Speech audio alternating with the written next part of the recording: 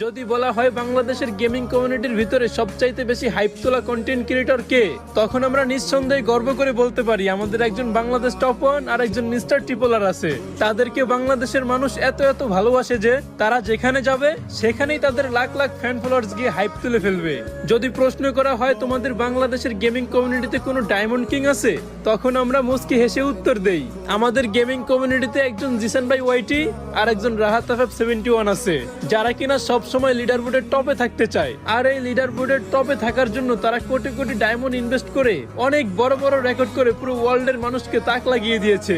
যখন কাউকে দেখে যে ঠাট্টা করে বলতেছে বাংলাদেশ সার্ভারে কোনো স্নাইপার কিং নাই, তখন তাদের মুখের উপর পাল্টা জবাব দিয়ে বলি আমাদের বাংলাদেশ সার্ভারে একজন ইটস কাব্য আর একজন কুরুল গেমিং আছে, যাদের চোখ ধাঁধানো স্নাইপিং করা দেখলে মনে হয় যেন বিটুকের গেম প্লে দেখতেছি।